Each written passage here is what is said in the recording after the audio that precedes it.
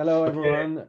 Here is Anthony Labilla for IESD. We are welcoming Paul Szymanski tonight, which is Director of Space Strategy Center.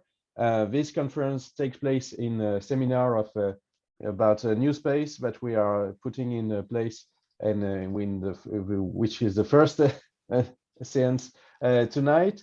I am the scientific coordinator of the research program, which is on the higher operational capacities with space capacities, nuclear capacities, air power, cyber warfare, and ballistic warfare. We are launching a big axe of research on space policy and space military, and we are very happy to welcome Mr. Szymanski. Amaury, I will let you present the seminar. Okay, so good evening, everyone. Welcome to the first thematic conference of the Space Division of the Institute for Strategy and Defense Studies. The entire ISD team is very happy to see you again, and particularly honored to have you here, Paul. Unfortunately, Professor Zajac will not be able to be with us this evening, but we are sure that this conference will be a success and the starting point for fruitful exchanges. For those who don't know me, I am Amaury Dufay, New Space Studies Manager for the ISD, and with Valentin Degrange, we are your hosts for tonight's event. Valentin, could you introduce yourself quickly? Of course, thank you. Good evening, everyone. My name is Valentin Degrange. I'm a PhD candidate in space law. I'm also a research manager here at the IESD, and I'm happy to be here tonight. Thank you, Valentin. The event of tonight is dedicated to space warfare. Here at the IESD, our research axis cover all areas of operations, and the space will be of particular importance this year, not only as an environment with its own tactical and technical constraints, but more broadly in its interactions with air power, land operations, and of course, naval operations.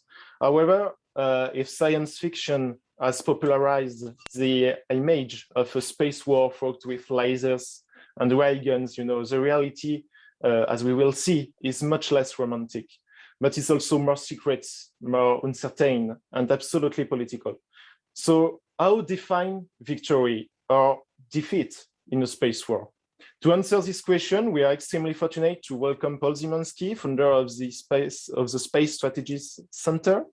Paul, you are quite possibly one of America's greatest space experts. You are a scientist and engineer. You have an incredible expertise in space weapons with your 47 years of experience, both technical and political. You have created tools for evaluating your space threats, characterizing degrees of tension in space, and you have advised the most important authorities from the US Air Force to National Security Council in matters of space doctrine. And tonight, Paul, you are going to show us an empirical case of space defeat through the little known example of space warfare during the Ukrainian conflict. And you have the floor. Okay, let me see if I can share my screen. The host disabled screen sharing. Somebody has to change that. Yeah. You can. You're allowed now.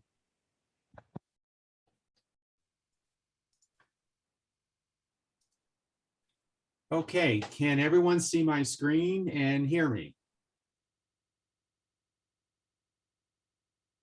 That's perfect. We see and hear you. Okay.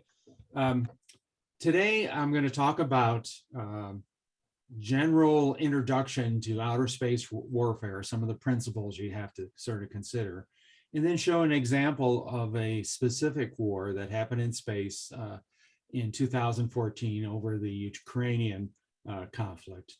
And I can even show you some orbital dynamics to prove to you that that war actually happened. So let's see, a little bit about me. I've been working this whole area for 47 years now. Several decades of that were in deeply covert space weapon systems programs. the kind of programs not even the president of the United States gets briefed until they figure out if they can trust him or not. I sort of didn't exist for many decades. I wasn't allowed to go to meetings. We had fake programs, fake companies, fake mail drops. We used to pick up highly classified documents at the local Pizza Hut. We hid from the rest of the US government in many ways. As a matter of fact, we were told to, when I was working on base, on the Air Force military base, we were told to avoid the military police if they ever came in. And we had one gentleman who was just going home at 5 p.m. that day, and there was a fire alarm. The military police showed up, and they didn't like his fake government ID, and so they put him in jail for a night. And he got his get out of jail free card the next day, where they said, just let him go and don't ask any questions. And he got a commendation for that. So it was, in some sense, a lawless group of people, space cowboys, because there are ladies present. I can't even tell you how I was recruited into this organization. But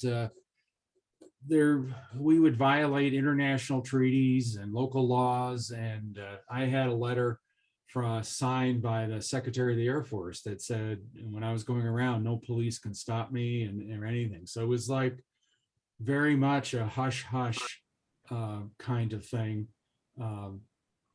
I'm not going to really talk about anything classified today. It's all open sources. I mean, one time I had 86 different security clearances, but that all timed out 9 years ago when I retired.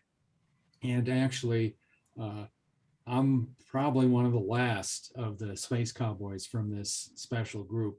I was always the youngest in most of the organizations during my career, and I'm almost 70 years old now. So most of the other people in the organization, this sort of black world space organization, are in their 80s and 90s, and so probably retired or passed on already. And I also want to point out, I have my own personal collection of anti-satellite patches from the, from my collection, from organizations, squadrons and all. And I have a contest going on here. One of these patches astoundingly celebrates a major security incident that could have caused the downfall of a allied government. But I won't tell you which one it is. You'll have to figure that out on your own. So first of all, introduction to what space warfare is in general.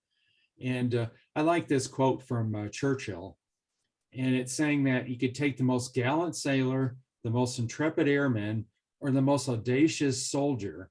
You put them all together in a table in one room, and what do you get? The sum of their fears. And I really want to emphasize this, that all warfare, whether it's ancient warfare, ancient Greek, or modern futuristic Star Wars, whatever you want to call it, you're still dealing with human minds, and you're still dealing with adversary commanders fighting each other's minds, and based on their education, their experience, their culture, their fears, their organization, and they transmit messages via their soldiers, sailors, guardians now, I guess, for the Space Force. And it doesn't matter how fancy your equipment is, how many troops you have or guns you have and all that. It's really about how you implement that. And you're trying to send messages of resolve and trying to make people change their mind. Here's another quote from an ancient Greek author that's saying it's not the objective of war to annihilate those who have given provocation for it, but to cause them to mend their ways. I mean, you're not going there to kill everyone. You just want them to change their policy or what they happen to be doing at the moment. And the other quote from Trotsky is that you might not be interested in war, but sooner or later war is going to bite you. So there's a lot of people say, oh, we don't want war in space. That's terrible. So you can sit there with your head in the sand and think it's not going to happen, but sooner or later it's going to bite your butt. And so you better start planning about it and thinking about it in one way or the other. And also, space has become so important, particularly in the United States, but to a lot of other countries coming up in that area, that it's conceivable in the near future if you lose in space, and you're not talking about people dying and stuff like that, but if you lose in space, maybe you wouldn't even bother fighting on the ground. And so maybe space wars are more moral. You're not going to be blowing up things on the ground and killing people and things like that. You're just going to be blowing up billions of dollars of space gear. And I use that term loosely, blowing up. There's many anti-satellite or ASAT techniques to eliminate a functionality in a satellite without creating debris. I can go over some of those. So that it's interesting, and any smart adversary, before they start any conflict on the ground against the United States, is going to know that they better start the war in space first. They better take out the United States' eyes and ears in space before they do anything on the ground. And if you think about it, let's say if you had a war in the Western Pacific, how are naval carrier groups going to communicate back to the United States if they don't have the communication satellites? How are they going to get their aircraft bombing if they don't have GPS waypoints or be able to have the accuracy you need for the smart munitions? How do you know which targets to take out, or if you even did take them out afterwards, if you don't have imagery satellites? How can you plan without weather to understand, is it going to be raining and I'm not going to be able to see my target or whatever? So how do you conduct war without space assets? And also, war is kind of different in space. It's not kind of a continuum. There's only certain parts of, let's say, an anti-satellite's orbit where it can start maneuvering to attack another satellite. So there's like key choke points in space that any clever adversary is going to pre-position his ASATs before the conflict starts in space or on the ground. And if we've got good space surveillance and good intel, and not only that, you can have that raw data, but you've got to be able to interpret it. You got to have the algorithms that if you've got billions of bytes of data coming in an hour, which ones are important? They got to winnow that down. They got to tell you, well, what does this really mean? Are they concentrating to attack? What kind of attack? Are they trying to take out command and control, or is it just some sort of a show of force in some sense? You've got to be able to figure that out. And if you figure that out and you figure it before he actually starts the attack, maybe you can frustrate the attack. If he's building up at these choke points, maybe you can go in and mess with that. Or maybe you can even go to the UN and say, look, it looks like this adversary's trying to start a war in space. He must be trying to start a war on the ground. Let's see if we could stop it. So in many senses, space might be a key to peace in the long term. Now, there's all kinds of things going on in space, all kinds of potential threats. Let's say if you have a particular satellite here, the latest in thing is inspector satellites. Everyone on the block has to have them. The United States will claim it has 2. They probably have more. Russia's been sidling up to US satellites with these inspector satellites. China supposedly has some. There's all these worries about that. And the thing is there's a lot of things you can hide in space. I mean, you're talking about tens of thousands of kilometers away. You can't really, directly image satellites with high resolution. You don't really sure what's on board, if there's secret packages and things like that. The only way to really do that is come up close. And even then, I don't know how you see inside a satellite. You might have some, space in there with a space mine or something like that. But anyway, that's what people are doing, going around looking at each other's satellites, maybe threatening them just for the fact that they're there. Maybe they have a small laser on board that you could blind any sensors. Maybe you could blind the star sensors that look at, so the satellite can know its attitude, where to point and things. It could paint solar panels. I saw one analysis for these very large geosynchronous communication satellites that if you just painted one small corner of a solar panel, the difference in solar pressure, because the sun has pressure, would make the satellite slowly start spinning out faster and faster. So there's a lot of little clever things you can do. You can spray paint there's thermal radiators in the back of the satellite that are taking away waste heat into the deep space. Well, if you paint them some other color or something that has low emissivity, you could maybe burn out the satellite. I mean, there's just, people are very clever. They can come up with a lot of things. But you have to also think in terms of, you're not necessarily attacking a satellite. What you're really doing is attacking the function the satellite provides. So a commander is going to say, prevent the adversary from imaging the battlefield over these latitude, longitude coordinates over this time frame. And we don't really care how you do it, but just do it within the rules of engagement. Don't maybe create space debris or target the wrong satellite or whatever on that. So there's many ways to do that. So you have the satellite itself, you have the ground terminals that communicate with it, and you have the links between it. Now, if you can't communicate to the satellite, it's worthless. You can't control it, tell it point here for the imagery and so forth. You can't download the information. So you've, in a sense, negated the capability of that system. But at the same time, if the commander says deny the adversary the ability to image the battlefield, well, you got to worry about drones imaging the battlefield and there are other things. So you got to look at that kind of bigger picture. So there's many ways you might actually send in special forces to take out ground terminals. Though I would think in some sense that's getting harder and harder, especially let's say an adversary is employing a commercial imagery satellite that could downlink that data anywhere. There's so many hundreds of different major terminals around the world. You might be able to deny his ability to download it in theaters, let's say if it was in the Middle East, but maybe he can download it in a terminal in Thailand and then go over submarine cable to bring it into the country. How are you going to prevent that? Maybe you can blind the satellite temporarily when it comes over, but you're not going to send special forces to take out a terminal in Thailand.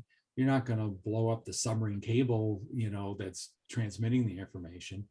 So space is kind of global, by definition.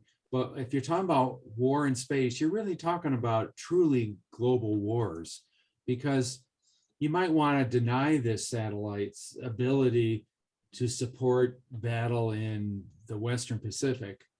What you could, if it's a low Earth orbit satellite or medium Earth orbit, like the GPS kinds of thing, you could deny that capability in the South Atlantic, let's say, or somewhere else, and if you're doing kind of permanent damage.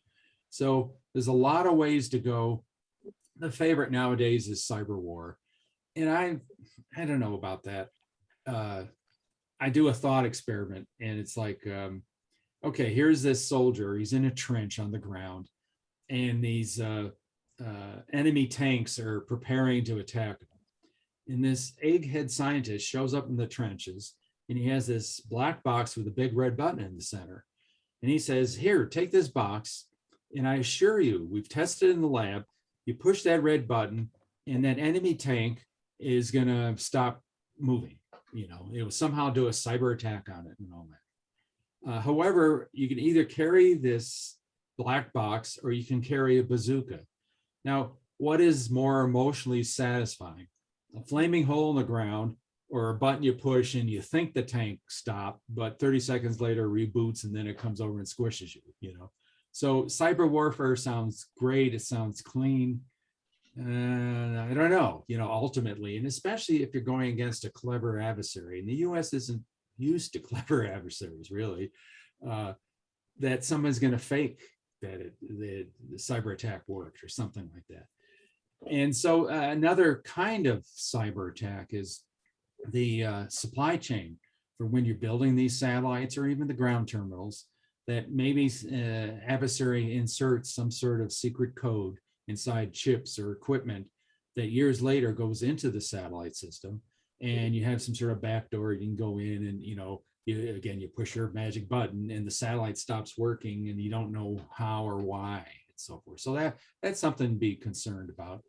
And then classically, satellites were worried about nuclear radiation or solar radiation.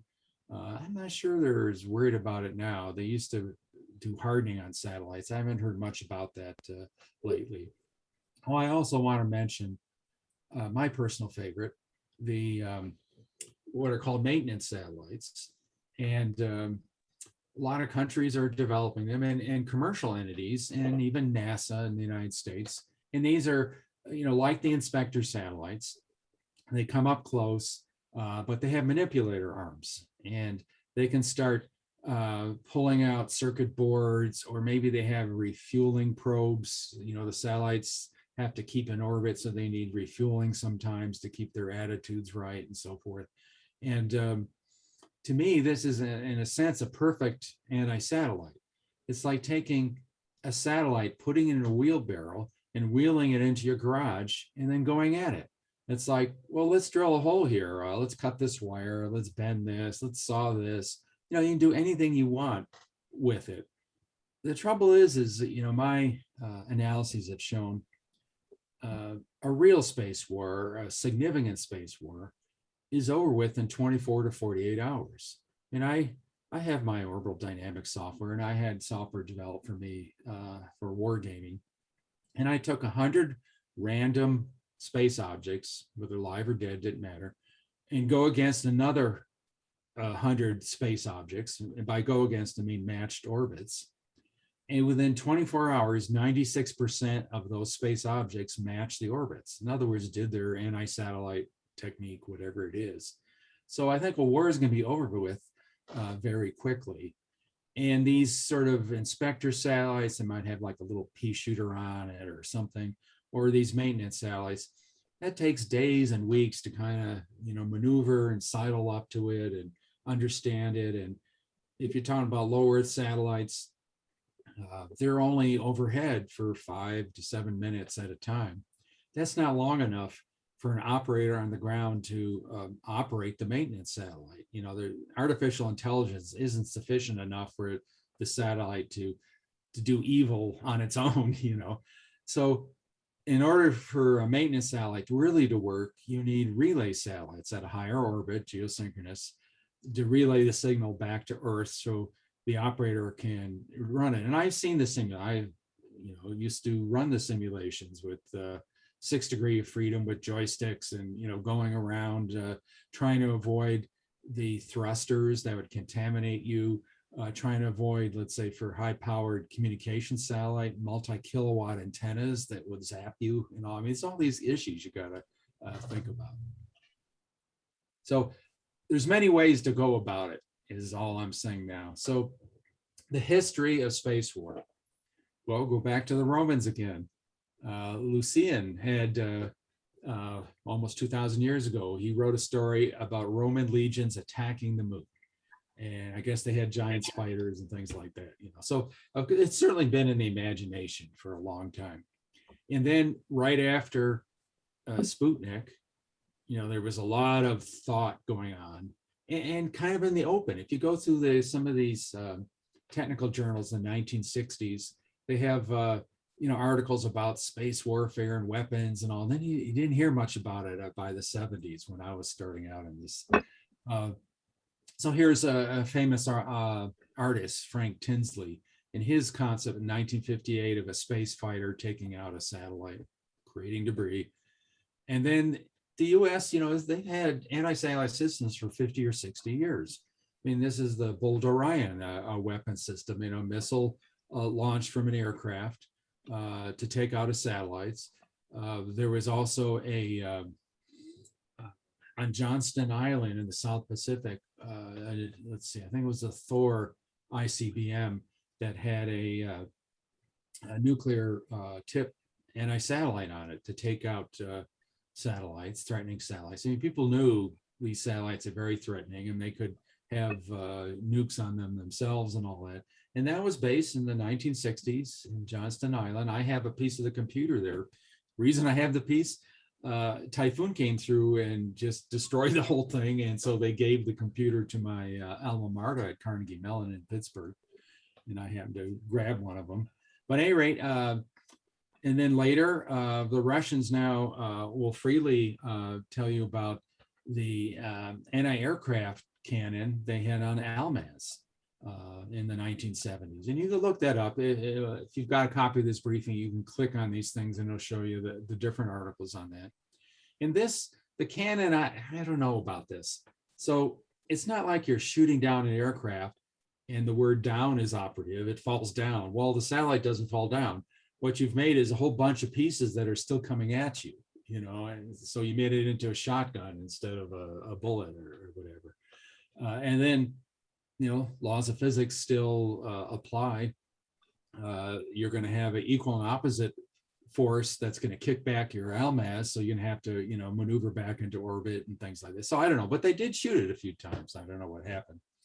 I worked at the Pentagon in the 1980s for the air-launched ASAT system, a missile on the F-15 fighter jet. And, you know, I worked with the program element monitors called that. And it's funny, he said, oh, the only reason we were building it was a negotiating chip with the Russians. And I don't know if that was true, but he wasn't in charge of the program. And then the Russians did have their kinetic anti-satellite in the 80s too. So there was, you know, a back and forth, people were worried, who knows if they had other systems they weren't talking about. And then there's a lot of different concepts, even back then, of lasers or space fighters. Again, I have a model of this Russian space fighter. And to go back, that there's many ways to solve the problem of space providing something useful to your adversaries. And this is a picture in Desert Storm of a heavy Earth terminal that communicates with satellites. We just bombed it, you know, problem solved, at least back then. Now, my estimation is there's been 6 different space wars since the 1960s, I guess. I remember going to the Laurel, Maryland Federal Communications Commission Earth monitoring station outside of Washington in the 70s. And they told me that their ComSat was the name of a communication satellite, guess, you know, that it started getting jammed, and they would move the antenna or rotate the satellite and see, well, where's the, you know, strongest signal coming from? And it was like off the coast, east coast of the United States. So they figured it was a Russian trawler that was jamming our satellites for a few days. Now, I don't know why, but that's, I don't know if you call it a space war, space incident, but it was, you know, a definite ASAT-like attack. And space is so political. It's like you never know what's happening in the background, you know, why that was happening. Were we doing something the Russians didn't like, and so they're doing something in space against our space assets? You know, so much of this, it's in this business, it's called the onion theory. And you might have, you know, $100 million, $1 billion program that no one knows about, but you have a cover story. You say, oh, it's this thing they're doing at the lab, and that's the outer skin of the onion. And if someone discovers that, you peel back the onion and there's another cover story. Maybe it's at the secret level now. And you peel that back, somehow that gets revealed. And now it's top secret. Now it's special programs and so forth. So there's programs that people spend lifetimes on that are actually just cover stories for the real thing. And there's a lot of real things out there. You know, people sit there in a fantasy world saying, oh, well, yeah, space weapons, someday they will be there and all that. Well, you know, think of, let's see, the Hollywood interpretation of the CIA and all the black ops, you know, and things that are happening and you're never going to know about it. And I'm sure the president, they have 4 or 5 incidents a week coming across the desk of this happened or someone was assassinated or whatever. Well, it's sort of like in the Cold War, where you'd have Russian destroyers trying to cut off American destroyers, to keep them getting close or something. Sometimes they would smash. I am sure the same kind of things are happening in space, except space is so far away, tens of thousands of kilometers away. And you can't really directly image, you can't really understand what's happening. I have a book on satellite failures, and it's amazing. It takes them months to go through, why did this satellite stop working? I don't know. And they sort of just assume, well, we think it was this or that. Well, if the war is over within 24 hours, you're really not going to know if that was an attack or an accident or solar flares or things like that. So space is very unstable in some sense, like the Cold War. But I think there's probably a lot of things happening, like in the Cold War, covert ops of these inspector satellites getting close, doing something. Maybe somebody does something in response. There's a back and forth. And in some sense, there's a beauty to this in that there's a space conflict escalation ladder and a terrestrial conflict escalation ladder, and they could be linked, but you can show resolve and intent, seriousness by doing things in space without the general populace knowing about it and getting upset and insisting on doing something. I mean, think of the Falklands Islands conflict. Did Great Britain really care about the Falkland Islands, or did they have to do something about it because it was kind of their populace forced them into it?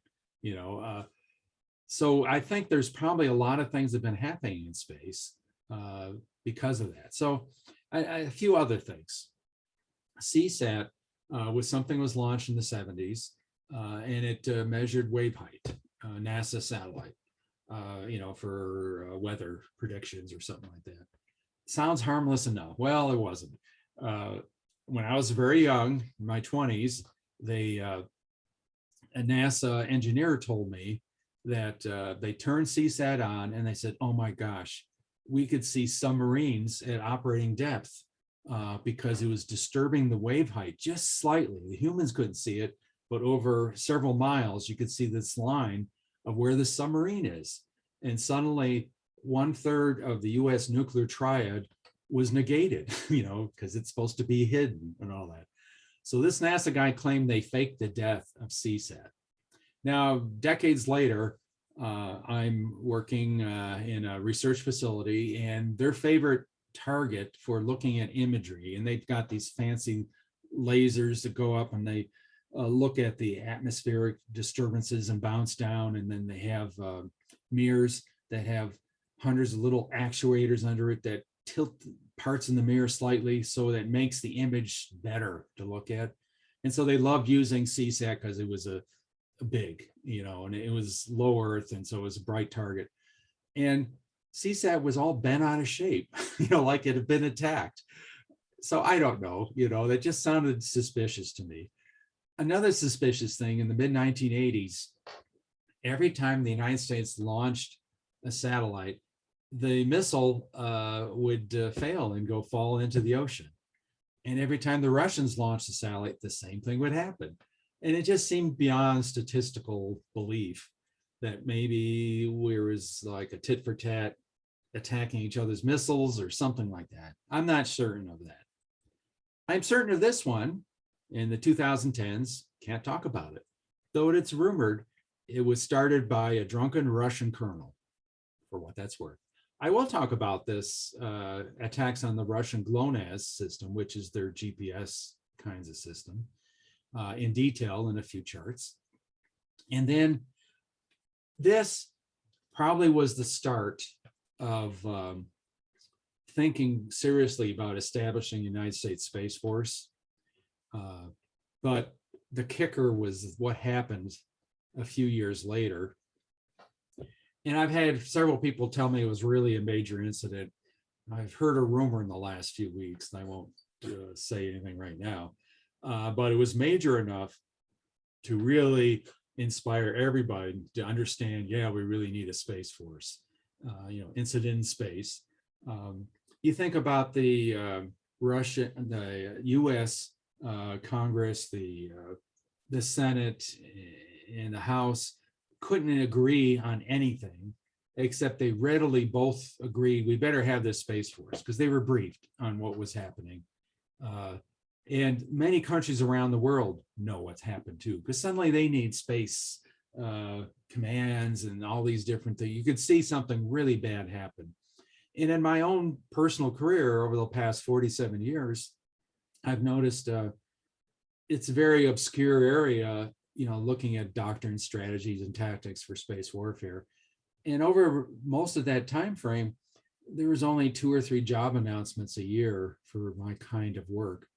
Now there's hundreds of jobs announcements, if not thousands. And I could just see a panic over the last maybe 5 years in the US government, the various programs, the multi-billions of dollars being thrown on the overt budget. The covert budget is 10 times that amount. Is just a whole panic going on. And so something really serious has happened. And in the last 6 months, you could see the United States Space Force, really, it looks like they're trying to get the populace used to the idea of war in space. They keep putting out these announcements and showing this and that, and they're saying, oh, well, we're going to reveal one of our space weapons and all these things. You could see that they're preparing the US people for the eventuality of space war, or even to talk about wars that have already occurred.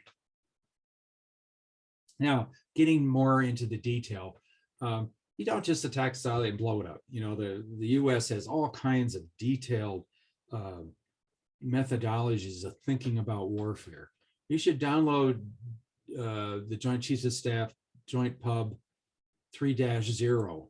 It's how you conduct war. And there's a certain geniusy to it, really.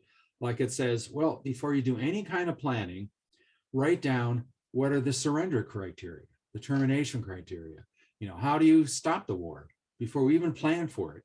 And you say, well, we're going to try to, let's say Desert Storm, we're going to capture Baghdad, and we're going to depose Saddam, and we're going to destroy this military equipment and all. And then you back it off and say, well, in order to do that, we need so many divisions and so many aircraft carriers to bomb these. You back it off from that, and you got this whole plan. But ultimately, there's these termination surrender criteria. Now, the trouble is with space, it's not really territory you're taking over. There's not really people up there. What are potential surrender criteria? And I have a whole briefing on that if you want to see that at some time. But so these are kinds of things you got to think about. You can't just say, oh yeah, we're going to blow things up and we'll all be happy, because you really have to think of, well, why am I attacking this satellite? What is the effect? How does it affect the battlefield? And the trouble with space is it's providing mostly information. It's providing imagery, navigational information, weather information, transmitting this information. So you're almost talking about info war. And it's like, well, let's see now, I have 10 targets and 5 different ASATs. What should I attack? Should I attack imagery satellites that are showing my buildup of forces? Or should I attack communication satellites that so that the adversary can't communicate to his troops? And it's like, well, how valuable is a picture to the adversary commander in making his military decisions versus his ability to quickly communicate with his forces versus sending messages with a camel or whatever? How do you figure that? I mean, it's easy, and there's been a lot of analyses and simulations for decades, especially in the Army, of, oh yeah, if we take out this bridge on the ground, that will delay the forces 6 hours, and that means the casualty ratios would be this, and the war will end earlier. They could calculate all that. But if you say, deny the adversary his ability to make a rational decision or a quick decision, how does that affect space? And ultimately, space is there for the terrestrial battlefield. It's not there for its own right. There's not people living in space that you're defending colonies and things like that. It's there to support the ground battlefield. Now, I'm sure the Space Force would be upset, to believe that, but why not? That's why it's there. And so how does space impact the terrestrial battlefield is a difficult thing to figure because it's mostly information. And how does information affect the battlefield is hard. Of course, this is why we have cyber war, trying to figure that out.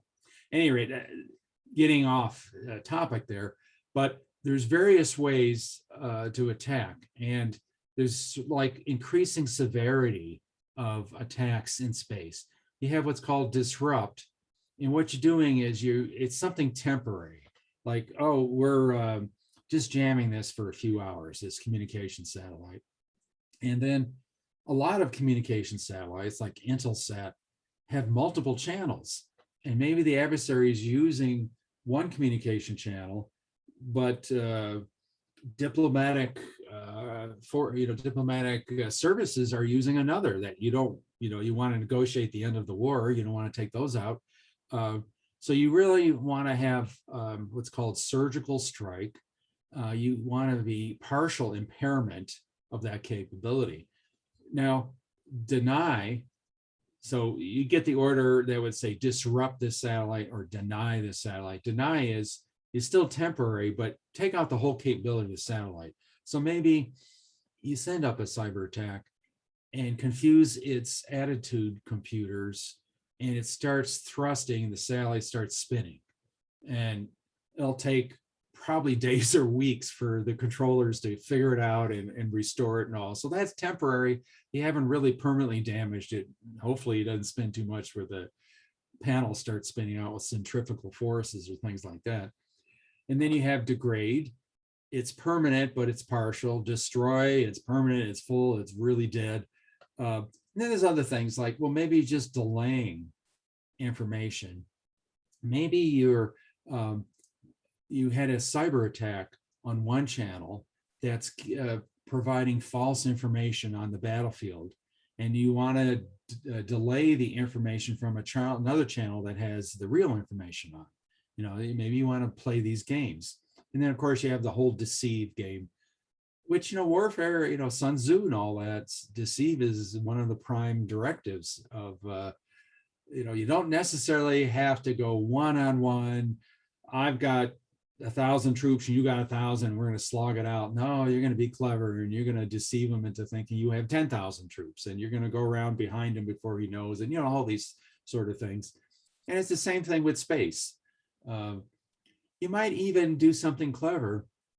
You might think, well, our adversary is, they just have these old fogies in charge of the politics and the military, and they're not really too technically aware. And they just started launching satellites and imagery satellites and things like that, but they don't have too much confidence in them. And for like a few years before the conflict, you might sort of mess with this satellite system. Sometimes it works, sometimes it's not. Oh, the image is fuzzy. Look at these lines through it, and make them lose confidence in the system, And in the end, maybe somehow send up a fake picture or whatever. I mean, you could play all these mind games.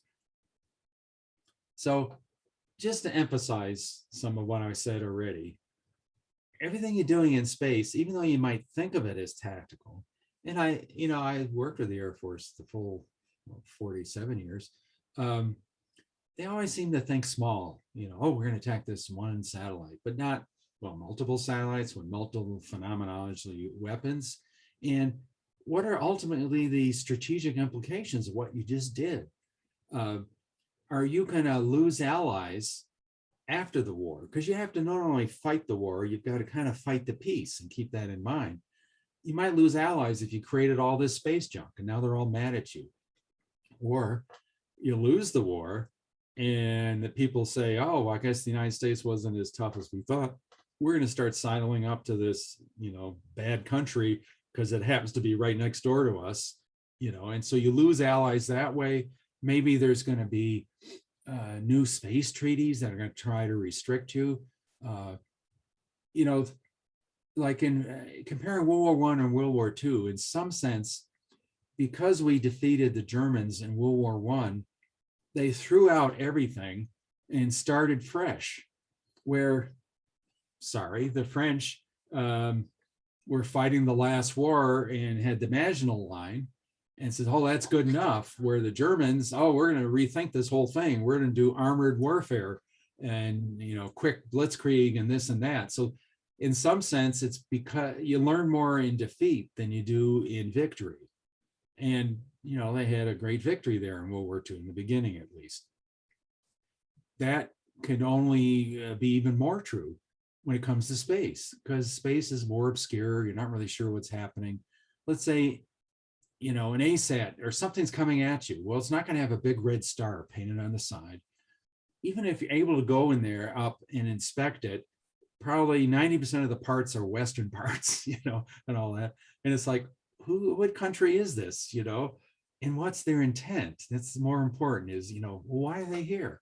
Are they just sort of inspecting me to see if I have some secret doors on the side of the satellite with something inside, or boxes on the side, or gee, I got these extra antennas that are a different frequency and they're pointing out into space. Why is that? Is there something in space, you know, towards the moon that it's communicating with? You know, there's a lot you could figure out from the pictures at the air shows of what the satellite supposedly looked like.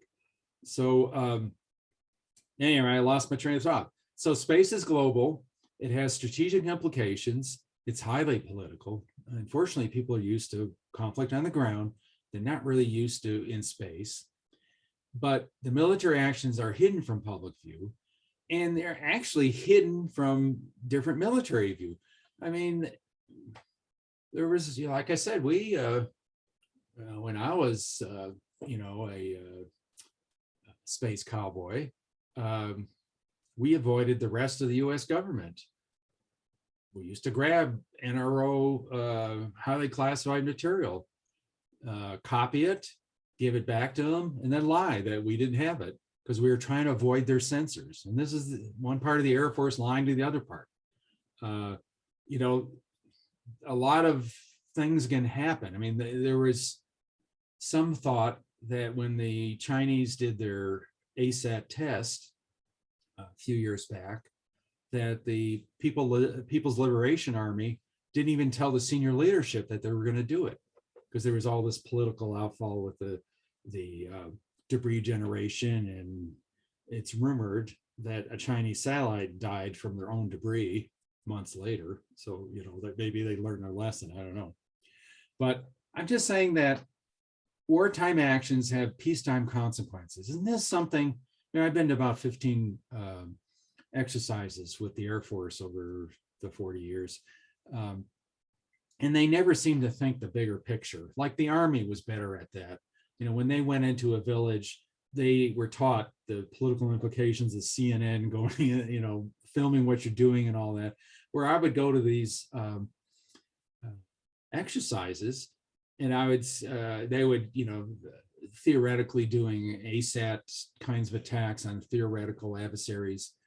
And, you know, I would tell the colonel in charge, says, well, you know, are we understanding the political implications of what we're doing? And he says, oh, I don't care. You know, that's not my job, kind of thing. And so I don't know how much of that attitude has transferred over from the Air Force to the Space Force, but these are the things you want to get right from the beginning when you're trying to establish the culture that space is strategic, it's political.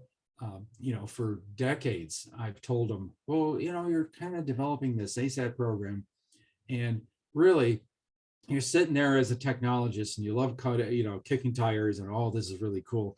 And it's like, well, when you're really going to use this, are they going to let you use it? You know, there's going to be the national command authorities, and to be the president and the secretary of defense and joint chiefs and diplomatic staff, and they're going to say, oh, you can't do that. You know, and I've been at other exercises too, where the people for what they call behind the green door, and there was an actual green door at the Pentagon of all these secret stuff, you know, and they would show up to the general and say, General, sir, we have this super secret ASAT system that we can deny the adversary the ability to do this, you know, and the general kicks him out of the room and says, I don't know who you are. What is this system? I never trained with it. I don't know about its effectiveness, you know, get out of here. And so you really got to think of that bigger picture while you're doing this. And if it's so super secret, and for years I said, hey, you know, you really ought to invite, you know, the State Department in on this stuff, because they're the ones that are going to nix it. And if they get them in early before you spend your $1 billion, maybe they can say, well, why don't you just tweak it this way and it'll be more acceptable or whatever. And the attitude was, oh, we don't want those guys, you know, we can't trust them. And so it's true of all governments, you know, that you don't really communicate back and forth as much as one would hope. So the other kind of rule is you fight with what you got, especially if the war is over with in 24 or 48 hours. It takes a long time, weeks and months, to maneuver satellites around. So if you've got this theoretical war in the Western Pacific, and suddenly it gets hot, things are starting to happen in space, and NATO says, oh, we're going to go help. Well, most of their satellites over there are kind of concentrated in Europe, you know, they can't help.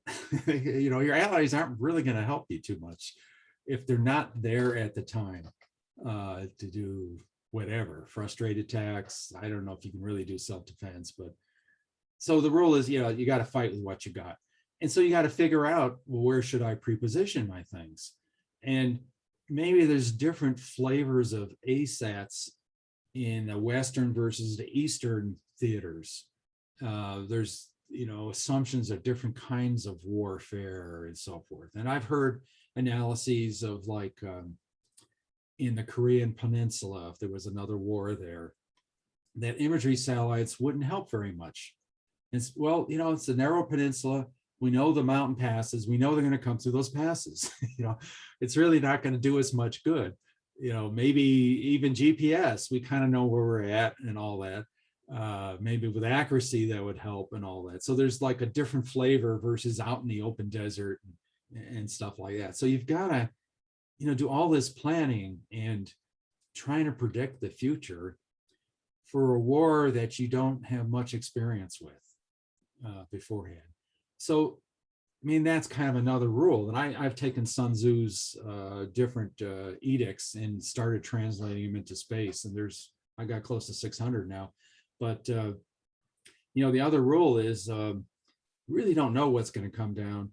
And weaker forces can probably beat stronger forces because of swift attacks, surprise attacks, confusion, luck, plain luck, because who knows how it's really going to come down. The lack of planning by a lot of people, it's going to probably be very haphazard, let's say.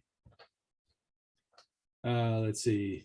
Oh, and the other thing about space that it's kind of different, that some of the Apollo astronauts were having issues when they were trying to dock. What were they docking with? I forget. But they would see, okay, there's the thing I want to dock with.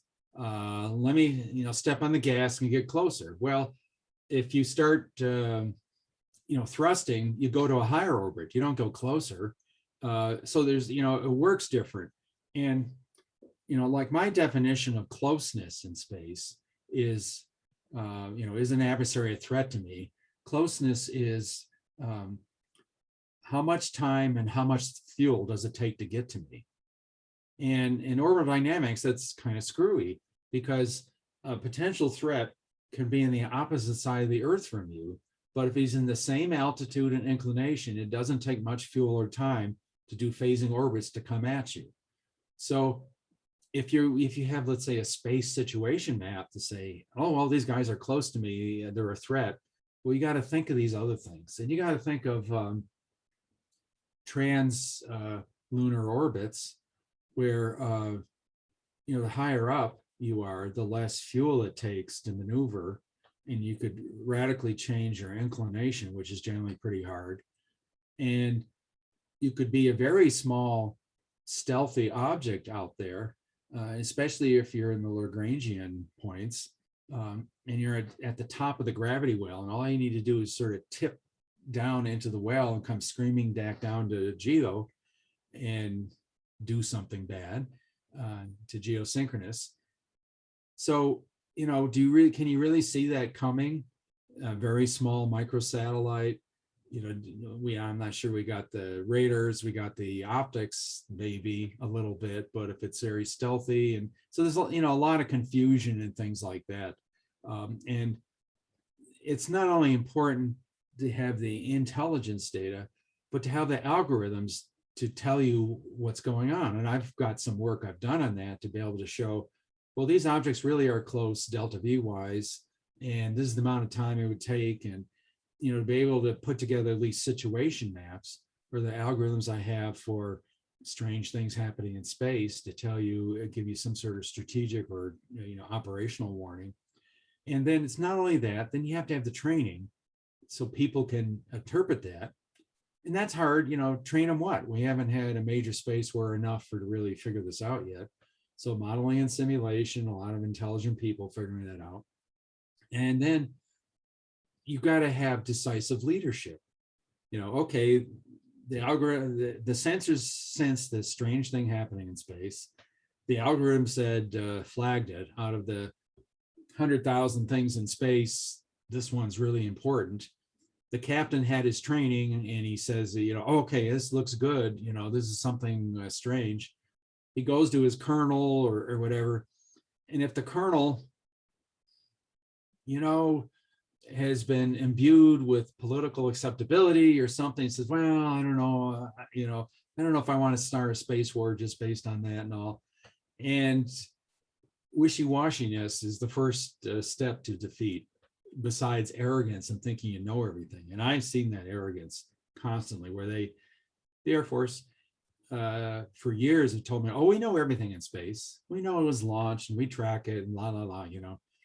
And just last week, I every 2 weeks, I download the space catalog, and they have what's called analyst objects.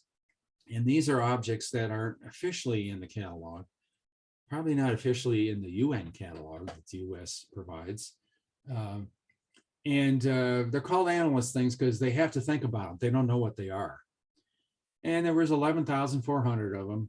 And I'm looking, well, there's like 33,000 items in the catalog. 1/3 of the catalog, we don't know what they are. You know? So how many of those are ASATs?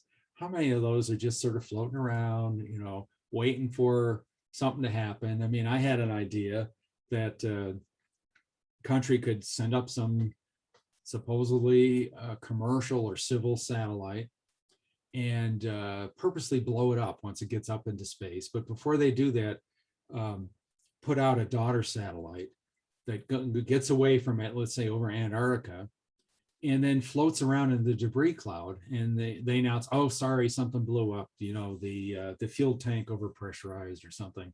And it just hides in that debris cloud and be, you know, denoted as debris for years later. I mean, how do we know? We're not going to go inspect it. And radars and optics aren't going to be able to really see it and things. I mean, there's so many clever things human beings can do. So I got to do a little bit quicker here. So other means of attacking space systems, there's diplomatic and economic, you know, what is it, Marche or something like that, to, you know, stop this activity, official way to start the activity. There's treaties, there's, you know, economic sanctions, and then there's cyber. There's all kinds of subtle cyber things you can do if you believe in them. And cyber is great, I think, kind of in peacetime, because in peacetime, you kind of mess with each other's systems. In lower levels of war, I don't know about like really serious war. And then there's directed energy, lasers, high-powered microwaves. This is a sticky bomb proposed years ago, high-powered microwave for maybe sticking to a satellite. This is a not an ASAT, but here in Albuquerque, the SOR site, using green lasers, doing research.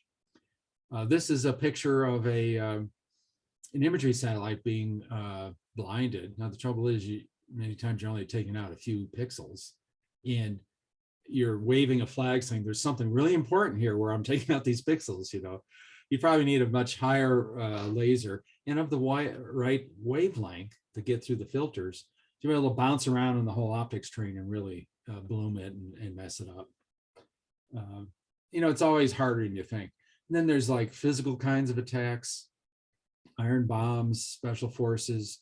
I mentioned these inspector satellites. I drew some of my own, made 3D models. Here's two of them fighting it out amongst each other.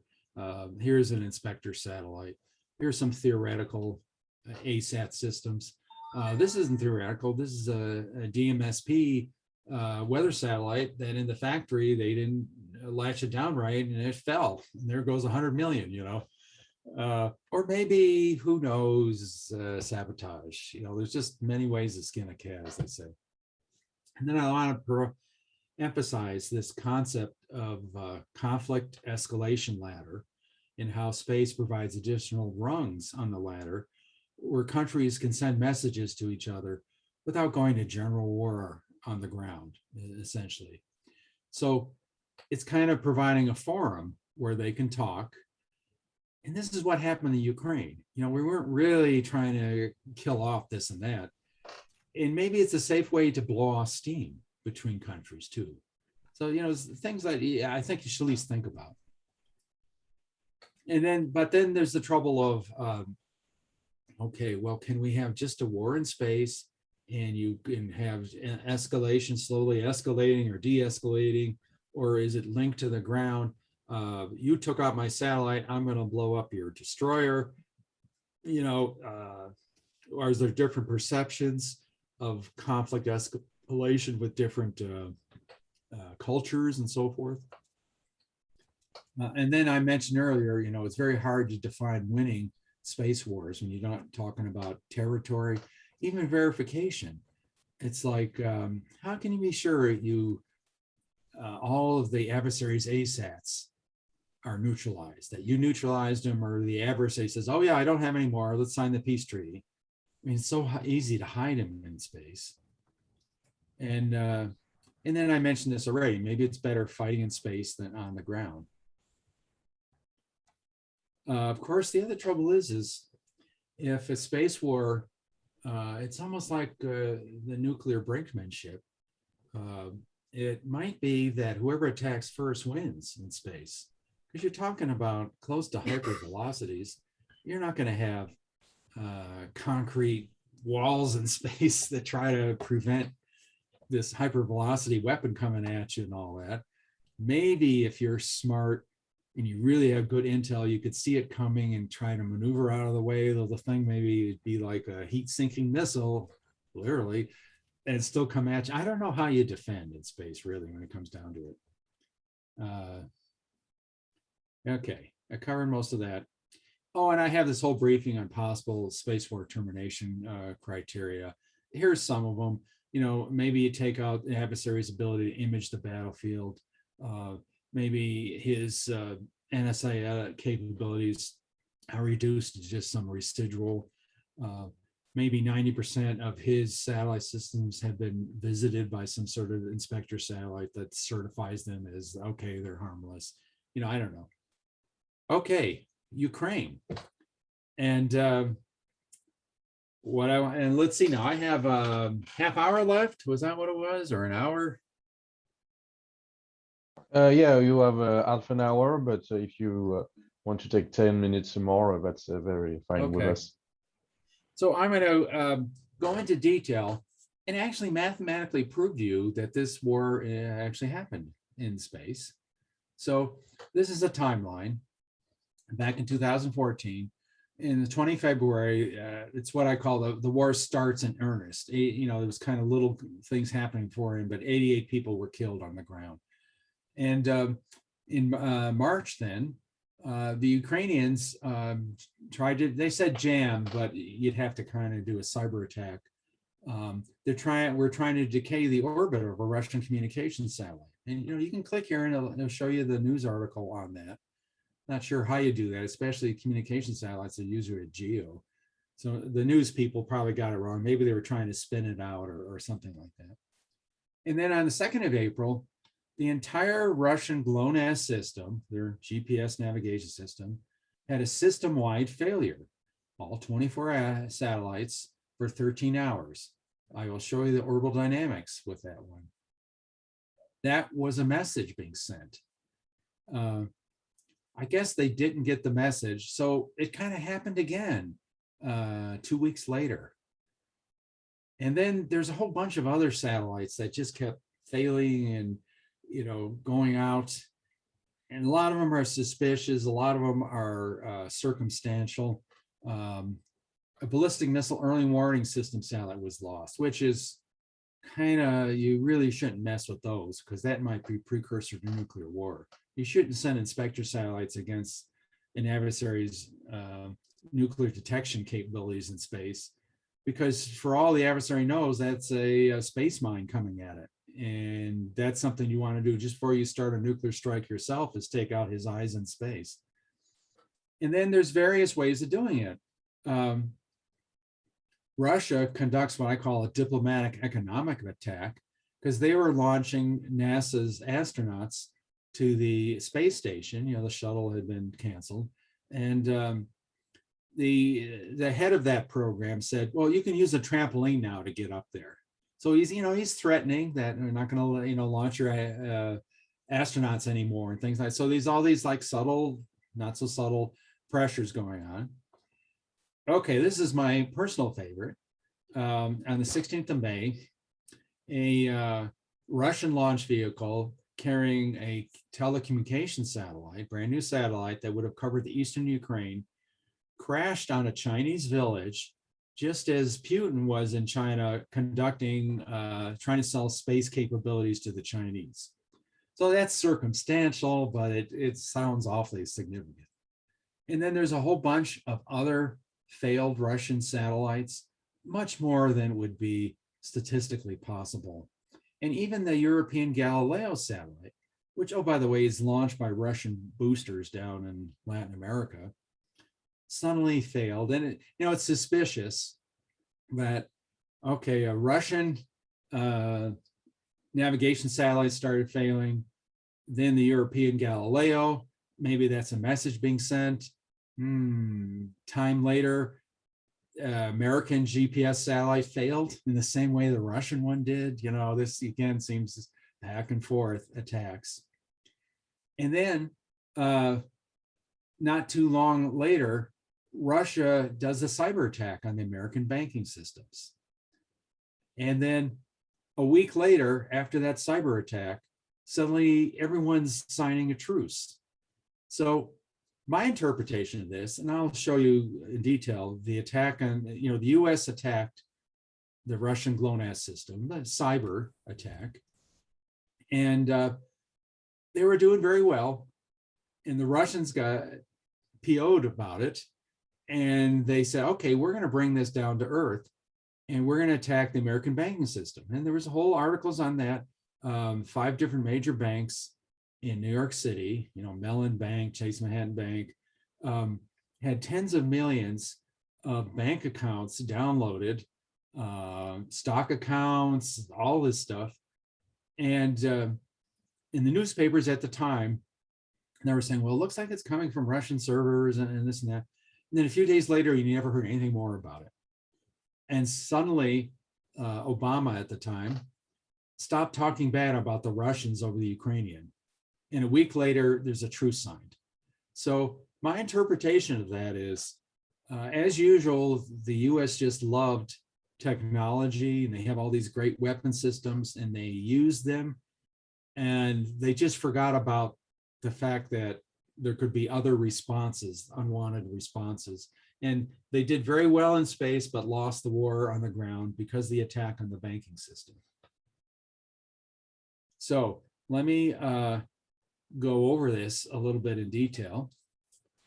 And this is a map published in the United Kingdom.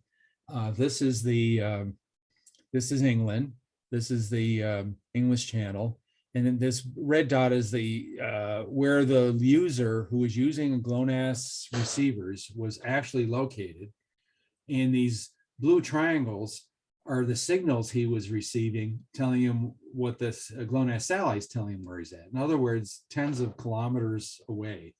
So there was some sort of cyber attack, an error introduced, which made the Russian GLONASS systems worthless, even dangerous if you were using them for landing an airplane or something like that.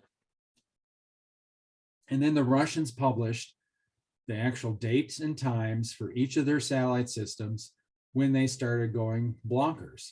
And it's like, well, you know, I'm a rocket scientist. I have my orbital dynamics software.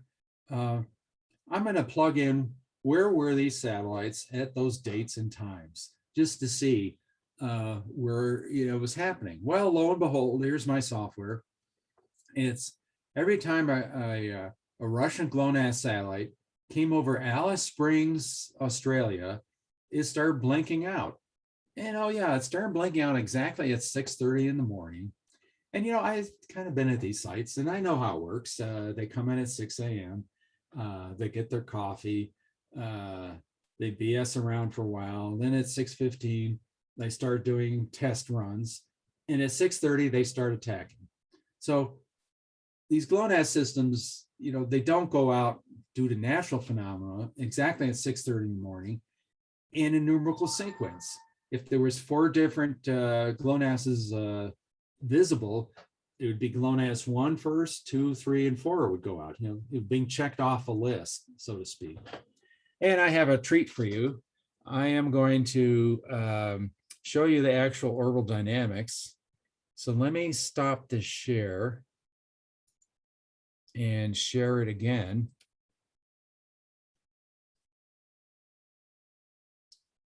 Does everyone see the orbital screen? No. No? Let me try again. Share screen. That was user error. Share. Okay. Yes. So Yeah, this is my favorite little software. I actually supported its development 30 years ago in Los Angeles. And let me stop it here, back it up. So these are the actual orbits of the Cosmos, the different GLONASS system. They're known as Cosmos in the official catalog. This is Alice Springs, Australia. And it's actually called Pine Gap is the facility there. And I'll show you some pictures of that.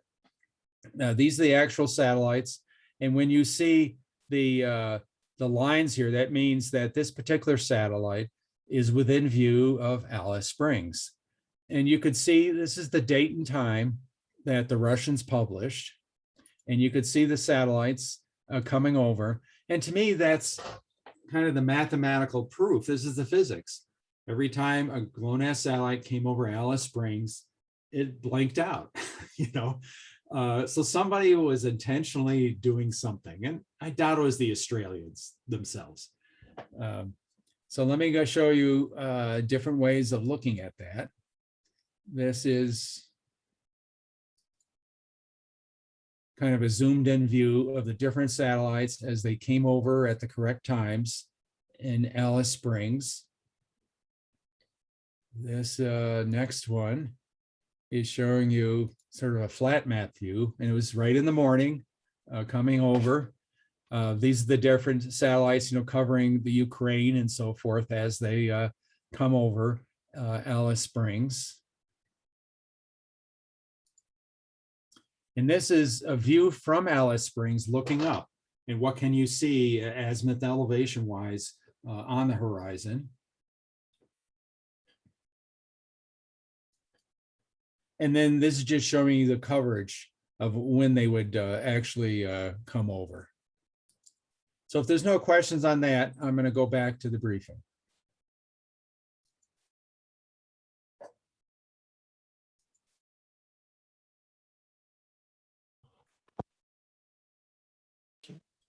And let's see. I had trouble finding my briefing.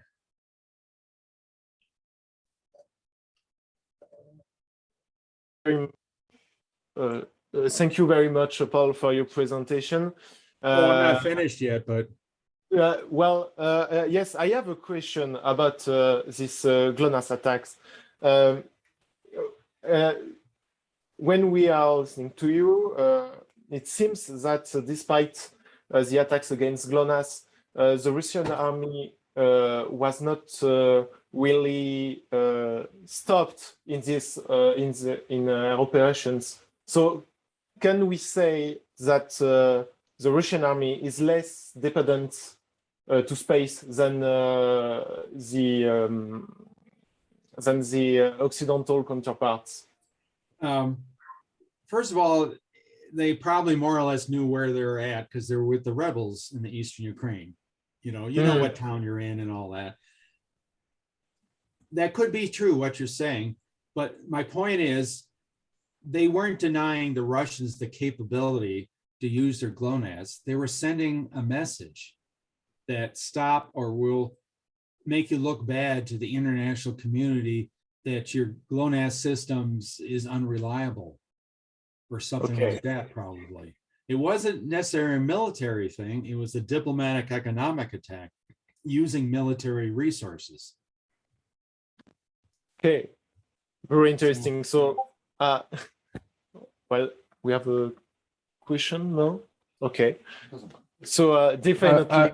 I'm not sure Paul finished his presentation. No, Yes. and what screen are you seeing now? I'm getting confused. The Alice, the GLONASS overview screen. Yeah, let me stop that. That's not right.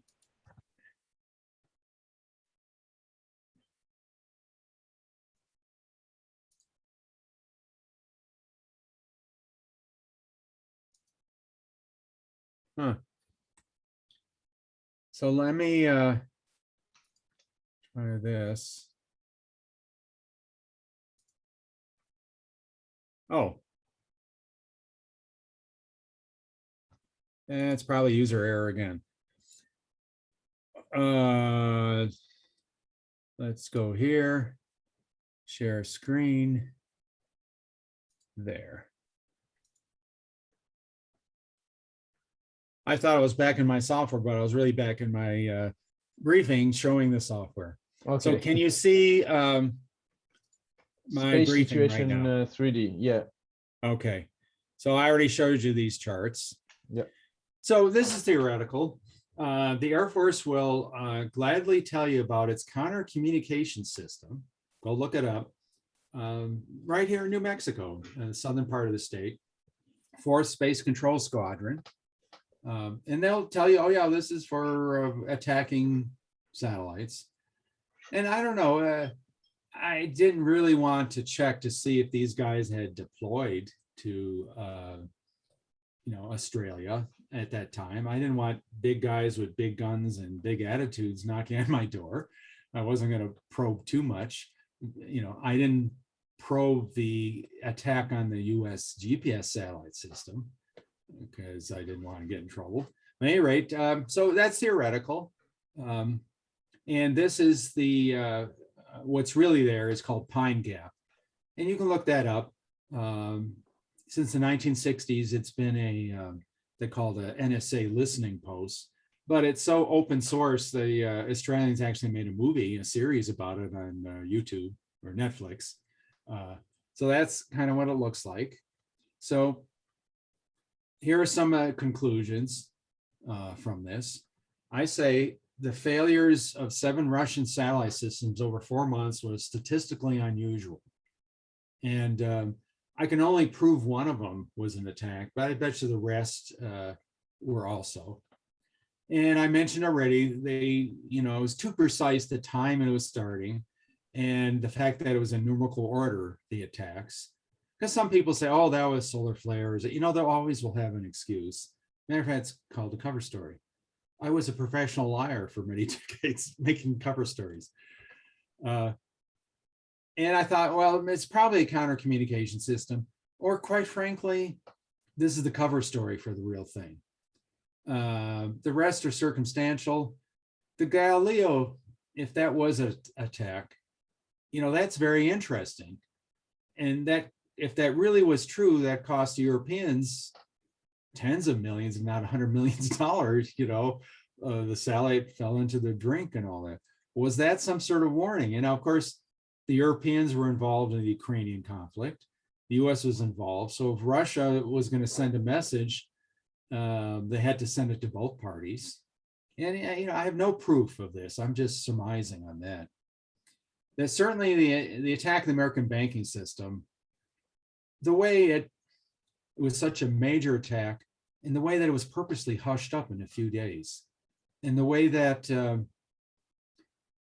Obama stopped saying bad things about Russia right after the banking attack, and then a week later, everyone was at the negotiating table. The war was over with, sort of. So that was my interpretation of that. Now, I have one other factor here I'm not usually saying, and that is, I was job interviewing at the Pentagon at the time, and they told me they were thinking about attacking in space. And 4 days later, GLONASS started blinking out. So for what that's worth, just one other little factoid. So lessons learned. Well, it was too damn obvious for somebody like me on the street to be able to come to this conclusion. I am told these systems are suitcase size nowadays. They could be on a Navy ship. They could attack GLONASS in the South Pacific or somewhere where no one would even know they're at, because GLONASS is global. You could have had it on embassies around the world, on the rooftops. Who knows? I mean, there's a place here at Kirtland Air Force Base, right beyond the barbed wire fence where they used to store nukes, that has all these satellite terminals. I went over and briefed them a few years back, and they told me, oh yeah, we take these big satellite terminals and we weld them to Navy ships, to the decks. And then we go off and look for, we know some launch is going to happen in a few weeks, and we monitor the launch. I mean, these things are done. So it could have been done more subtly. It could have been not done exactly at 6:30 in the morning in a numerical sequence. I mean, this is part of the lack of warfighter mentality, Now, on the other opposite side of that, though, the whole point was not military. The whole point was to send a message. And if the message is too obscure, maybe the recipient can't, detect it. And it's got to be obvious and dramatic to show that, well, you better stop this or we'll start attacking other satellite systems and things like that, So, that's how it's played, because we're not really at war. We're at semi-peace, but space provides this gradation of conflict levels where communication can happen. And so this is, part of the lessons learned is these space operators and the weapons planners should really think more strategic and political. And I don't know, did they think it through that there could be a counterattack? I don't know what they could do about it, but was the bigger picture thought about before they even planned to do this? What were the options? Should one start looking at all these option trees, planning years earlier, something that you guys can do? People around the table say, well, if this attack happens, then we do this and that. No, this guy's going to do this. There's tabletop war games, it's called. And, this is part of figuring it out instead of being all theoretical and stuff like that. Try to think this through a little better. So combined arms. And that generally means, well, maybe you should, if you're going to attack a satellite, you could use a jammer to fix the satellite in space. So ground controllers can't communicate to it, make it start spinning from a laser attack or something, or start maneuvering out of the way, and have that attack go on for a few hours while the real ASAT starts, maneuvering out to do the job right. And so that's kind of combined arms, combined phenomenology. Maybe you're going to do a attack on a satellite, and you're going to monitor the signal on the satellite, and you have a special forces within a couple hundred feet of an adversary, terminal on the ground, and they're waiting for the signal to say, yeah, that cyber attack really worked, fine, go away, or no, it didn't work, go in now and blow up the ground terminal, because that's kind of more politically iffy, killing people and blowing things in space, and there's evidence, you know, all these blown up things. Where in space, yeah, there's evidence, the satellite's still there, but no one's going to go up and take a look at it, you know, unless, well, I've been on 5 different inspector satellite programs, and one of them had a little bit of fuel left, and it was a test program here at Air Force Research Lab. And they suddenly the general called and says, I want you to go look at one of our satellites. Something went wrong with it. And so they had to change the whole program, use it all up to go and take a look. You know, something strange had happened. And then this whole post-conflict consequences. Okay, great. We did, you know, we did in the Russian satellite, GLONASS. We showed we could do it. Well, now the Russians know how we did it, and now they're going to defend against it. So that technique doesn't work anymore. That's the trouble with cyber technique. It spoils very easily. Or maybe they get really mad and say, we're going to put another few $1 billion on our space weapons programs, because it looks like the US is really willing to use it now, and we better do something about it. So, you know, do people really think that through further now? They're military types. They don't have the statesmen there, and, you know, and that's, I think, is not only combined arms, there's combined intelligence, that different experiences you got to combine across different services, even across your allies, because they'll have different perspectives. You know, and let's get this right from the beginning. While the space war is just in its infancy, because it's going to influence what happens 20, 30 years from now. It's going to influence billions of dollars of space program development, and some of them might not quite be right, and others might be more optimum for fitting into that bigger picture. Okay, so I'm kind of at the end of my briefing. I have all these other briefings I listed. I don't know if you guys are going to get a copy of this briefing, but you can click on there and download any of those other briefings. And I just want to mention I have a space warfare discussion group on LinkedIn. It's actually over 18,000 members now. If you send me your name, rank, and organization, I can put you as part of that discussion group. It's probably the largest in the world. I mean, I've got over 1,800 general officers and admirals. I've got, you know, tens of people from the White House and all kinds of people on this discussion group. And this is generally me, if you need to contact, and my LinkedIn information. And I'm mentioning I've got well, it says a forthcoming book. I actually have 4 books coming out probably in the next 6-8 months, all on the topic of space warfare. And one of them is an anthology of space warfare issues around the world. And even though I've been in this business 47 years, I was fascinated. There's a lot of stuff I didn't know about. Yeah, I have various authors bring these in. And the first thing I was fascinated about was Germany. I didn't realize they were such pacifists, you know, with war and space. Now, maybe that's changing or something, but I thought somebody was looking at Germany in the audience. So that's interesting read at some point. And I'll tell you guys about it when it does finally come out. But one of the books is already at the publisher. They just doing their magic or whatever. So I'm open for questions. I'm 1 minute late on my timing. So Okay. we have a question. I'll let you introduce them, Amaury. Well, thank you very much, Paul. We will take some question of the chat. We have already some question. In which extent can we consider that is it accurate to talk about space war when not talking about Ukraine? Because everyone knows that it's a poor country, which no computer. Oh, I'm sorry. I couldn't understand that question. Can you rephrase it, please? Well,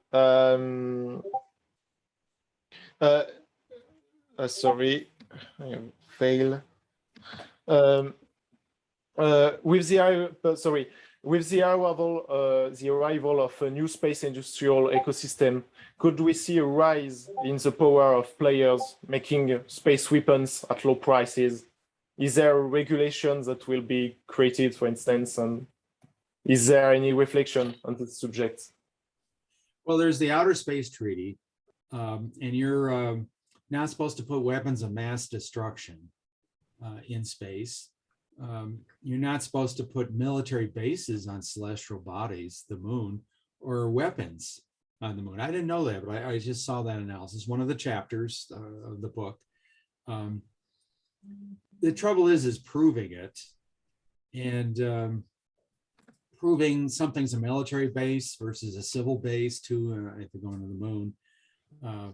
Proving there's an ASAT, if it's a huge multi-billion-dollar space laser battle station, that's kind of obvious. But if you've got, an innocent-looking civilian satellite that maybe has a door in the side and it opens up and these space mines come out while you're over Antarctica and there's no sensors, and you're never gonna figure all that. Certainly, though, the commercial world is making everything cheaper. And the other thing is, now I'm thinking about it, is one of the most important things is space surveillance, space situational awareness. And I think like Exoanalytic commercial firm has 300 optical sensors around the world. And they're not the only one. And I never quite understood the financial model of that, but that's more than the US has as the military. Maybe they're not as fancy as sensors, but being able to detect attacks, I'm sure they could detect them. And, the Air Force obviously is worried about that. You can sign up to get the, I've been downloading for 15 years, the orbital catalog. I download it every 2 weeks. And they used to have the radar cross-section as part of that orbital catalog. And that's important to know if satellite has changed optical radar or optical cross-section. Has it changed attitude? Has it broken half? Whatever. Is it in pieces? And 3 or 4 years ago, they stopped publishing that. They started publishing average radar cross-section instead of absolute for that day. And I interpret that to mean that, well, now that we have these inspector satellites going around, as soon as an inspector satellite gets close to another satellite, it's just doubled the radar cross-section or something.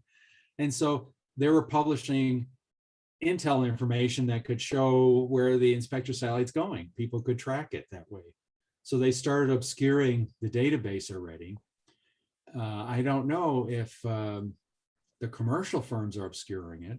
I know in Europe, for years, there's been a bunch of astronomers, led by Russians, trying to discover secret satellites up there, US satellites.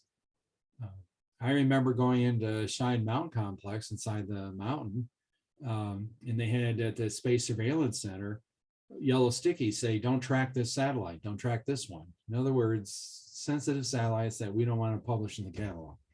So you have the commercial people going around with, and I think these are, almost amateur level telescopes, but I think for $10,000 or $20,000, you could put in these automatic telescopes to track satellites optically, and most tracking is done optically. The radars don't have the range for it.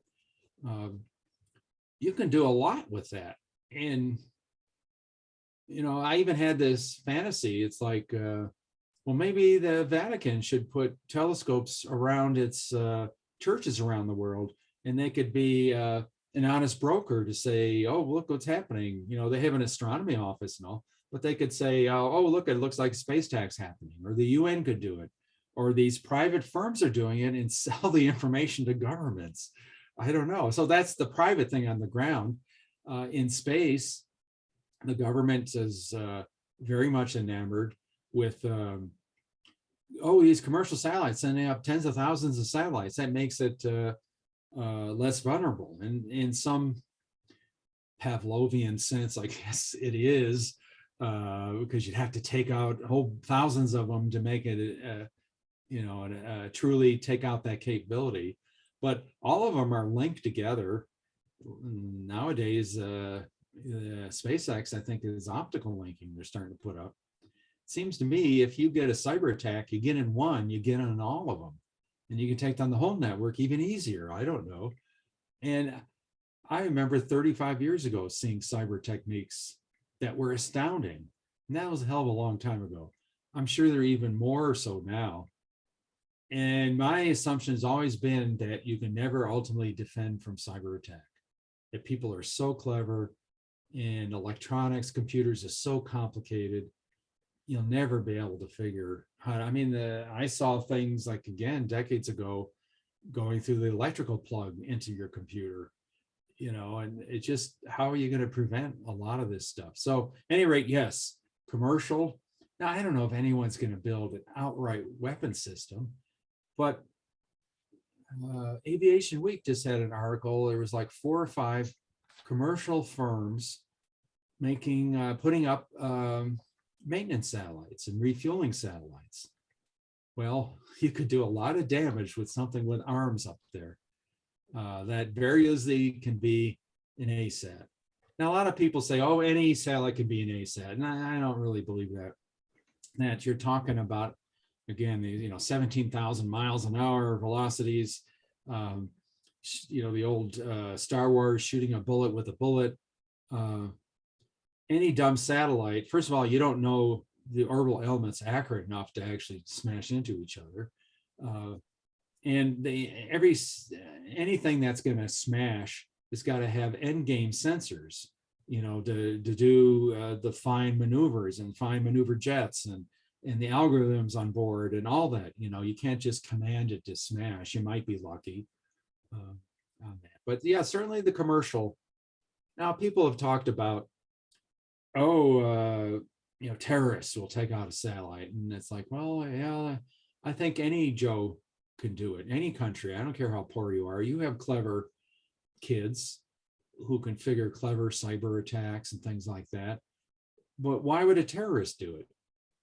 Terrorists want dramatic things. If your satellite stops working, it's like your computer stops working. It's an irritation, but it doesn't really change your life that much. It just doesn't seem dramatic enough. But I could be convinced. Did that answer the question? Yes, Paul, thank you. There's an other question in the chat about, well, the question is the Ukrainian war, everything that happened during the Ukrainian war has been repeated during the war in Syria? Do you know if any of those techniques were used in Syria? I'm not aware. I didn't do the analysis. Someone has to say, well, during the war in Syria, these satellites stopped working. And then I could do the orbital dynamics and see and make assumptions and things like that. I would think the war in Syria wasn't serious enough for you to be using these kind of one-shot cyber attacks.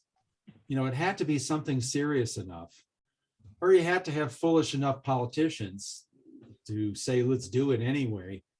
Because you're using up your bullets, let's say. You only have so many cyber techniques that you've tested or whatever.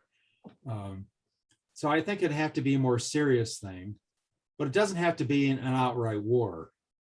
Now, if most of those assumptions were true of these other satellites blinking out and dying and all that, then it was starting to get a kind of a serious war. And if you really come down to it, what I heard about what happened later was real serious. So I'd say the space wars really has happened now and will continue to happen. And people get used to it. It's sort of like, I heard one analysis that the US was glad that the Russians launched their Sputnik first, because they paved the way for the legal principle of overflight of a country, because you couldn't help it, so to speak. And that allowed them to rebuild all their imagery satellites and do overflight and things like that. And so maybe war in space is becoming more acceptable, at least behind closed doors. And is that good or bad? Well, if it prevents a war on the ground, I guess that's good. It kind of stopped the war at that time. I mean, it's still a low-level war, but it stopped the war in Ukraine. I guess that's good. I don't know. It depends on your politics, you know. People go to war for reasons, and those reasons are still there. To continue this question, is there any policy of non-proliferation of space anti-satellite capacities, or is it something that is diplomatically made by US or Russia? They want anti-satellite capacities not to get around but to anyone.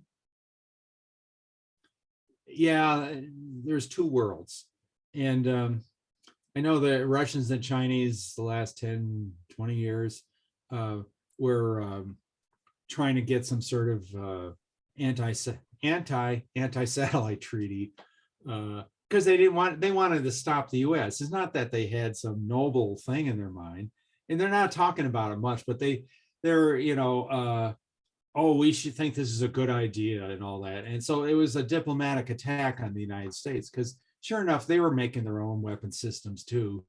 You know, China is bursting out with doing all kinds of things like that. And so there's these two worlds. And I told you, I was in the world. We violated international treaties all the time. And you can get away with it in space. So okay, you know, oh, this feel good treaty, and we're going to do this. And oh, by the way, just look at all the treaties post World War I. They, you know, supposedly had treaties that stopped war forever. All the what do you call it? I forget, the treaties pre-World War II were just thrown out, really, or at least people didn't, you know, prosecute based on them and all that. You know, go for it. It feels good. It might prevent some people. I don't know if you're really talking about high tech here, though. When you really come down to it, cyber, I guess that's kind of high tech, but anyone can do that. And how do you prevent it? You know, it's like the Stuxnet's virus against the Iranian centrifuges. Well, it has plausible deniability. You know, everyone kind of knows as the Israelis in the US or whatever, but they can't prove it in a court of law. So you can get away with a lot. Well, even physical things in space, like, well, gee, my satellite just went over Antarctica, and then next time it came over, it stopped working. Well, maybe the electronics just broke, or maybe solar flare zapped it, maybe a micrometeorite hit it, maybe some controller did something. I mean, I worked with a full colonel at the Pentagon 40 years ago, and he told me, oh yeah, he knew this guy who was in a satellite command center late at night, and he saw this switch, and he flipped the switch because he couldn't help himself, and the satellite spun out and they never recovered it, you know. And the way he was talking, I figured he was actually talking about himself. You know? So that sort of thing, I guess, happens. I don't know why, but so yeah, I don't know about the treaties. Great, go for it. Verification is really a bear, you know. Yeah. And you could have something inside a civilian satellite. And this concept of keep out zones is foolish. I can show you some charts right now that show satellites come near each other all the time with natural orbital motion. And you're not going to start a war if you got some weapon on there that's going to shoot anything that comes close. You know, that's not going to work. I don't know if you really can defend your satellites. You know, maybe you've got launch new ones from the ground, or you've got multiple ones. I worked satellite survivability for 20 years, you know, and it's just, that's a hard one on it. And so the treaties sound good, maybe it's better to get treaties about the moon. And, or, you know, it could be that coming back to maybe it's more moral to fight a war in space than to fight a war on the ground. I mean, they have this outer space treaty from the 1960s, prevents weapons of mass destruction, and you can't, you know, you can't have ownership of celestial bodies, the moon, things like that. Well, most people don't realize there's 89 countries around the world that never ratified that treaty. What if SpaceX puts one of its launch things on a ship, they have the landing on the ship, and goes to the 3-mile limit of one of those countries, launches from there, and as soon as it launches some astronauts on the moon, as soon as they land on the moon, that country declares the moon ownership for itself, and then leases it back for 99 years, the resources to that SpaceX or the company, you know. Why wouldn't China, 10 minutes before it lands taconauts on the moon, abrogate the Outer Space Treaty and say, now we own it? You know, they're doing it in the South China Sea. Why wouldn't it do it there? So I guess you can tell I'm kind of not into treaties. Next question. Unless you have more comments on treaties that I don't know about. Okay, there is a question of WM. I don't know who is that. Within the framework of the lunar conquest, which is announced between the various countries, don't you think that the confrontations of today of LEO and GEO could be much more violent in the near future on the moon? Could we imagine an international consensus in terms of regulation on the moon, whereas the space tension and the spirit of conquest is an important marker? Well, I think the closest you can get to what's going to happen on the moon is what happened in the Western Hemisphere. You know, Spain declared ownership of the Western Hemisphere. Well, good luck defending it, you know, and all these other countries are going to come in.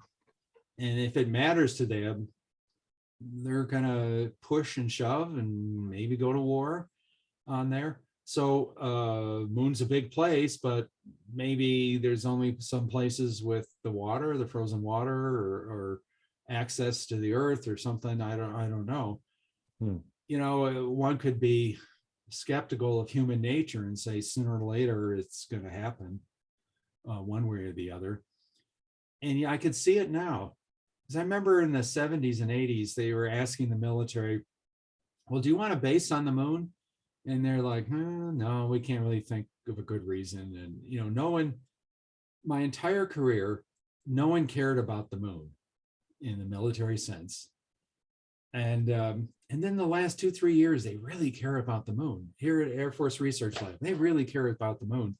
And they're putting up these space traffic management and SSA and this and that. And it just seems to me, well, why? There's obviously something bad happening, or they assume it's going to be happening very soon. Again, I could just read the tea leaves because of experience. So there's something that China is doing. I think it's, again, China that upset them. And they've got all these things. And then, you know, I've theorized you could have all kinds of ASATs between here and the moon, and you wouldn't be able to see them and do anything about it. You know, if they're the kind of quickie ASATs that probably make debris and things like that. Okay, is there another question? Maybe someone with his microphone? You can put it on and ask directly to Paul. Hello, I do have a couple of questions for you, if that's all right. Sure, one at a time, please. I'm an old man. Oh, okay, no problem. The first one, you already kind of answered it because it's about treaties. My question is, how likely do you think it is to that someday some sort of agreement is taken by the international community to forbid the use of some ASAT weapons, and more specifically, those who create debris, considering the danger they pose and the alternatives? Yeah, I could see that happening. I don't know if it's really true that China backed off from debris generating kinds of things because they had some bad experience, but that didn't stop the Indians from creating debris and kind of make an excuse, oh, it'll deorbit soon enough. The trouble is the debris generating kind of ASAT weapons are the easiest to do. So who knows, countries like North Korea, Iran in the next few years, that always seems to be the first steps. But I could see that. I could see treaties if we had some big space war and to create a lot of debris, or let's say a lot of dead satellites or something, and people say, oh my gosh, I think that's probably one of the first things that are going to come out from the UN and all is people are going to make some treaties about this. And, you know, a bunch of people will sign it, and whether they'll keep to it, who knows. But maybe that tamps it down 80, 90%. It's the 10% that might still happen. But yeah, I could see certain things happening on there. And then especially after maybe there is more occupation in space. If there was a war and some debris actually killed people in the International Space Station, then yeah, there would be a big emotional impetus for that.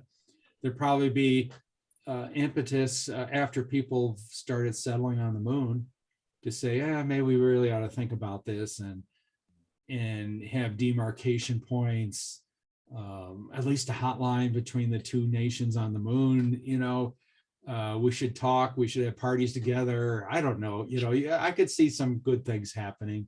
And it's probably like Antarctica or the North, that, well, it's such a severe environment. Human beings tend to want to help each other more than kill each other, you know, because, well, we don't have the oxygen and the thermal and this and that, you know. I mean, there's a lot of bad things that can happen there. So at first, people are more interested in survival than killing each other off, I would think. And maybe that's the prime opportunity to, I mean, you should at least try these treaties, and and it's part of, well, okay, China wants a base in the moon, the US wants a base in the moon. What if they both want it in the same place or nearby each other? You know, we don't have any treaties like that to figure it out.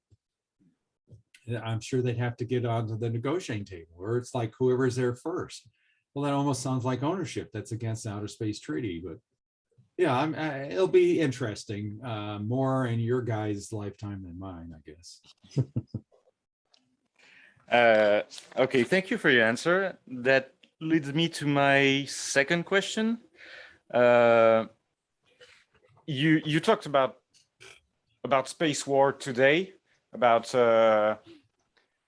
what principles are used today for space war. I was wondering if you imagine something different for the future, like at one point there might be some conflict about natural resources in space, and I was wondering how do you think that would impact space wars? Well, certainly all wars have been about natural resources in one form or another throughout human history. You know, I need your hunting grounds, or I like your oil or coal or something. I just never understood. They're talking about, oh, we're going to be mining helium-3 or this, and you know, these rare earth elements on the moon and shipping them back to the Earth. And it's like, well, I don't know about the economics of that. I guess sooner or later it would work. But it just seems to me that sounds very difficult. But the resources would be more important once you have colonies on there. And then the competition, I mean, there's no competition if everyone's got what they want. Well, the moon's a big place, and we're not stepping on each other's toes, there's no reason for us to be fighting it out yet. So oxygen, the water there, you know, being able to generate oxygen from the water. I don't know enough about the chemistry and the rest that is there. What if Well, let's see, going back to World War One, I think even World War II, there was a war in Europe and there were incidents in Africa of people attacking each other. So if there's a war on Earth, I guess maybe they'd sort of feel obliged to war it out on the moon too. I remember asking this Air Force general decades ago at a conference, and I said, well, you know, if you had Russians up there on the International Space Station and there's a war happening, or, you know, the Desert Storm and the left hook, and we're trying to prevent people from seeing that, but he's up there looking out the window with binoculars and then reporting back. I asked the general, what would you do? And his first response is, I would shoot him, you know, for what that's worth. I think it was a stupid response, but that's possibly an attitude. Okay, thank you. Thank you for your answer. Got to be more questions. Uh, Oh, we're at our 2-hour limit here, aren't we? Yes, Yeah. yes, of course. It Perfect seems. timing. One question on debris, maybe from me. You talked about deception. Would it be possible to create a tailored debris to target to target a satellite and specifically to destroy it, or but without being able to you know, address to know who did it? I suppose, I haven't thought about it. I suppose you could shoot lasers on it and sort of kind of redirect it, and no one might not know it, you know, if you had high-powered lasers. That certainly is technically possible. The Hollywood has this funny idea about debris, that it's in the same orbit as you, and then once an orbital turn, it comes at you. Now, that would be true if it's in retro orbit, but if it's in the same orbit as you, it's moving the same speed as you. It's not really hitting you. Now, you know, if it's eccentric and coming in at different angles and all, but I would think it'd be very difficult, quite frankly, for that to happen. I mean, it does happen, and satellites do hit each other now and again. But space is awfully big up there. So if you had a debris cloud that's already up there, I don't know if, like I say, you maybe can inspire it with pressure from a laser, because, you know, the solar pressure is very real, especially up in space, so you don't have much friction and stuff. I'd have to think about that. I know years ago, people talked about strange objects in space, even to the point of maybe aliens and stuff. And they said they were like square foot objects, or maybe multiple square feet objects that were spinning and floating around in space, and they couldn't figure who they came from or what they were. I think later on they said, well, maybe those are mylar sheets delaminating from spacecraft, and so they're big sheets of, well, reflective mylar